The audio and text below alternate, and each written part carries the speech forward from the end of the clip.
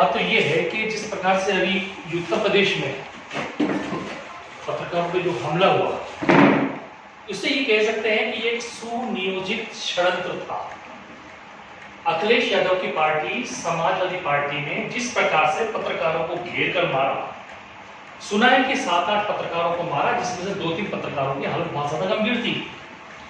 और उसके पीछे सबसे बड़ा कारण ये कि सिर्फ उस पत्रकार ने कुछ ऐसे प्रश्न पूछ लिए थे जो व्यक्तिगत हो सकते हैं, लेकिन पत्रकारों की स्वतंत्रता का सबसे बड़ा अधिकार ये है कि वो जो चाहे प्रश्न पूछ सकता है। लेकिन इसके लिए ये तो नहीं, उसके लिए हो सकता था कि वो जो मुख्यमंत्री हैं, पूर्व मुख्यमंत्री अखिलेश यादव, वो कह सकते थे कि आप इस तरह के प्रश्न नहीं पूछें। लेकिन ये क्या तरीका हुआ कि पत्रकारों को आप मार रहे हैं? इसके पीछे सबसे बड़ा कारण ये भी था कि हमारे भारत के अंदर अभी तक पत्रकार सुरक्षा कानून नाम की चीज है ही नहीं। पत्रकार पिट रहा है, लगातार पिट रहा है। इस प्रकार के कानून के लिए आज से 28 साल पहले एक बार जरूर बड़ी चर्चा हुई थी।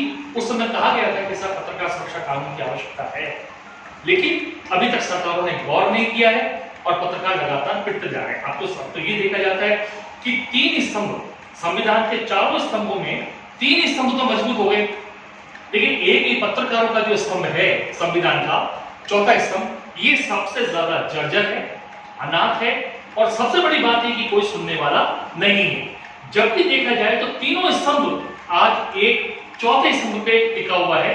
आज यदि जो पार्टियां चुनाव लड़ती हैं, यदि इनके लिए यदि पत्रकार खड़े नहीं होंगे तो क्या चुनाव जीत पाएंगे? इसलिए मेरा तो कहना यह है, और हम जो राष्ट्रपति महोदय और जो प्रधानमंत्री महोदय को जो हम ज्ञापन देना चाहते हैं, वो यही देना चाहते हैं कि जल्दी से जल्दी पत्रकार सुरक्षा कानून लागू होना चाहिए। क्या कहना है? सही है। पत्रकार इस समय दीपक जी आप बताएं थोड़ा जो शब्द। देखिए, अब वो समय आ गया है कि हम अपनी देनेता किसको बताएं।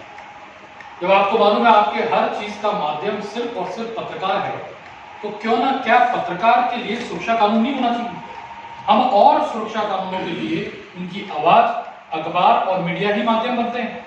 यदि हम बीच में से हट गए तो आप सोचिए कि क्या मालूम चलेगा कि कहां क्या घटित हुआ है और क्या आपकी प्रशंसा लोगों के बीच आएगी। ये वो समय आ गया है कि हम सब पत्रकार बंधु मिलकर जो हमारे हक की लड़ाई है उसको आगे बढ़ाएं। लेकिन पहला कदम हमने, चूंकि हम गांधीवादी लोग, हम ये चाहेंगे कि पहला कदम हमारा शांतिपूर्ण तरीके से मौन, जो आपने अभी ये बैनर पढ़ा हमारा, कि मौन सभा के रूप में हम लोग ये प्रदर्शित करना चाह रहे हैं कलेक्टर साहब आपको, कि आप हमारी आवाज पूरे हिंदुस्तान में पहुंचाएं और उससे ये ज्ञापित हो आप लोगों को कि हमने एक बार आपसे कहा है, कह तो कई वर्षों से रहे हैं, लेकिन हम ये कहना चाहते हैं कि कृपया अब बस हो चुका। कब तक पिटेगा पत्रकार? उसका एक समय तो होना चाहिए कि नहीं, अब नहीं, अब नहीं। हम एक काम करेंगे, ये जो कलम चल रही है, इतिहास गवाह है कि जब जब कलम ने चाहा सरकार बदलती।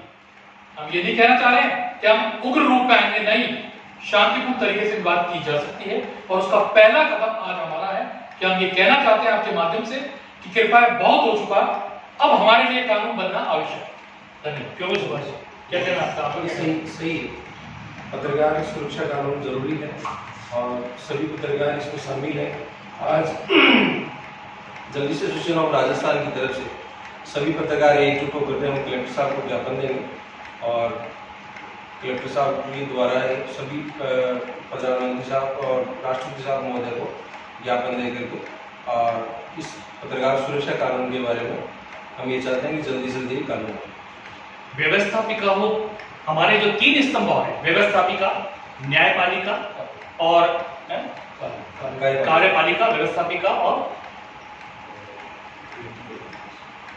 चौथा जो हमारा स्तंभ है हमारा, तो उस चौथे स्तंभ को मजबूत करना बहुत जरूरी है। इसके लिए अब शायद हो सकती है कि पहल हो। राजस्थान सरकार ने भी अब शायद किसी हद तक इस बात के प्रयास करने की कोशिश की है। आगे और पत्रकारों के संगठन भी इस पर अपना प्रयास करेंगे। फिर अभी जो ज्ञापन देने हम जाएंगे राष्ट्रपति महोदय के लिए और प्रधानमंत्री महोदय के लिए, तो जयपुर कलेक्टर साहब से बात हुई है, तो उनको हम ज्ञापन देने के लिए अभी जाएंगे। धन्यवाद।